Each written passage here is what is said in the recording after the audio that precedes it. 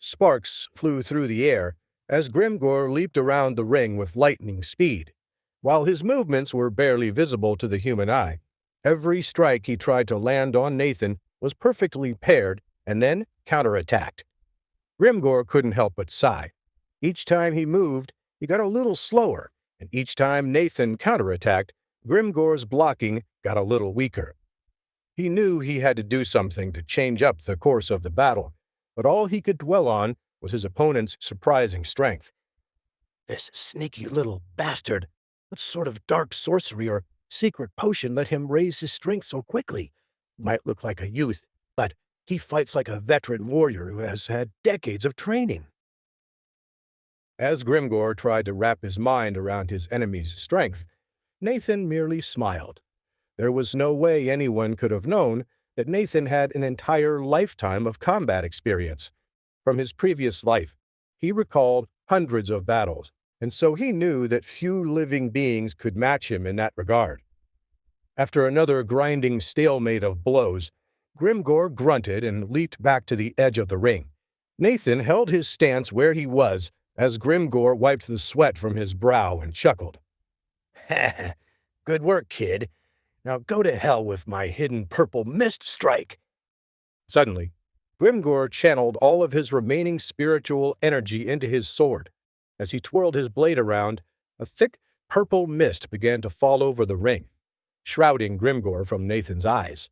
Nathan squinted and braced himself for an ambush.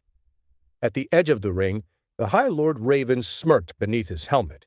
Excitedly, he motioned for his other men to admire his brother's work. "Look, finally, it's the hidden purple mist strike. There's no way the Hayfield boy survives my brother's ultimate move." Remus Raven watched with bated breath as he prayed his brother's most powerful move would work. After all, there was no clear way for Grimgore to break the stalemate besides this, and if this didn't work, there was no other way for him to win the fight. Back inside the ring, Nathan slowly turned around to face multiple directions at once. He was surrounded in such a dense purple fog that the entire stadium was hidden from view. Even the sounds of the crowd were muffled as Nathan slowly began to tense up, searching for a sound that might give away Grimgore's intentions. Nathan couldn't help but grit his teeth. Bold of Grimgore to whip out his final move so early in the match. He has no patience whatsoever, so this sneak attack must come for me at any moment. It's not going to be easy, but I have to hear him coming. I have to remember my training. Nathan clenched the hilt of his blade tighter as he stopped turning, taking up a defensive stance instead. Nathan took a deep breath in, then closed his eyes. He channeled all of his spiritual energy into his ears and waited for his enemy to come to him.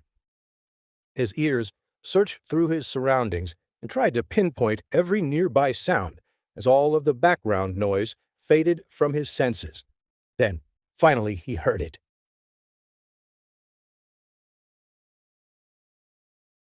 Nathan opened his eyes just as Grimgore leaped out of the fog directly above him. Grimgore's sword gleamed a pure purple color as it thrust down toward Nathan's heart. Nathan immediately crouched and stared directly into Grimgore's gaze as he fell down towards him. Asura Eye Technique. When Grimgore was just inches away from burying his blade successfully, Nathan used his Asura Eye powers, and two flashing lights beamed from Nathan's eyes and blinded Grimgore. Grimgore jolted in the air as he suddenly was overcome with a splitting headache. His brain felt as if it had been pierced by a needle. As he leaped down on Nathan, his arms went limp, and his thrust aim fell way off. Grimgore's body fell flat against Nathan, but rather than throw him off or catch him, Nathan kicked Grimgore back up into the air above the mist and leaped up after him. Just above the purple cloud, the crowd's eyes widened as Grimgore flew back up into the sky, as Nathan flew up above him and aimed his broadsword downwards. Skewering sky strike! Nathan's body dived straight down as his blade pierced right through Grimgore's heart in midair. The force of the blow brought both of them down hard onto the ground and threw up a gust of wind that flew away the purple mist. As the cloudy fog cleared, the audience couldn't believe their eyes. A small crater existed where Nathan's broadsword had pinned a lifeless Grimgore to the ground. The blade had absolutely shattered Grimgore's dark purple sheet armor, and from the pool of blood around him, it was obvious that Grimgore was deceased. Nathan calmly caught his breath as he pulled his sword out of Grimgore and cleaned it off in the sand before returning to the center of the ring. The official host of the ceremony ran over to Grimgore and checked him for a pulse. As soon as he neared the body, he shook his head at the High Lord Raven. Remus snarled loudly in pain and had to be held back by his own men as he pointed his sword at a defiant-looking Nathan. "You preposterous little monster! How dare you! How dare you murder my youngest brother! His death will be avenged tenfold. I'll burn you and your family's memory to the ground and salt the earth."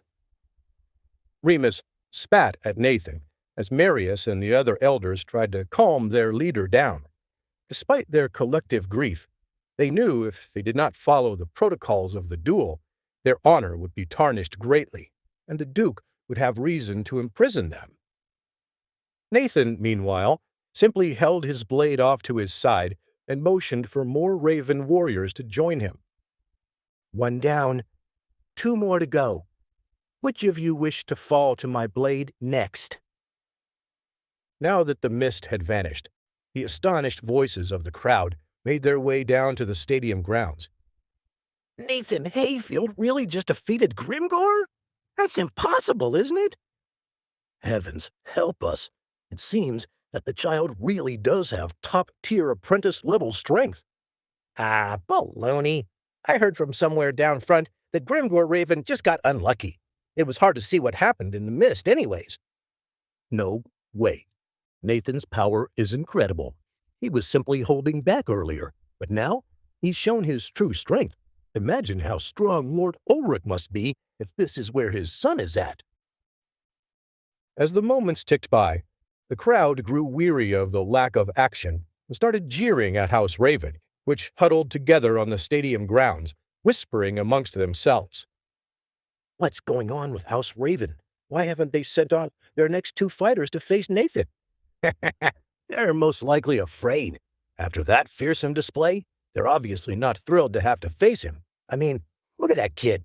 He isn't even breathing heavily anymore." Down inside the stadium grounds where House Raven gathered, Elder Marius hastily grabbed the grief-stricken High Lord Raven by the shoulder. "My lord, I know Grimgore's death hurts, but we must hurry up and begin the second round. Otherwise, the public's favor will turn further against us, and our men's morale will falter." The High Lord Raven merely stared at the giant hole in the torso of his dead little brother and shook his head. "I never thought for a moment that the little rascal could hide his strength so well." Then Remus sighed and snapped out of his own dark thoughts.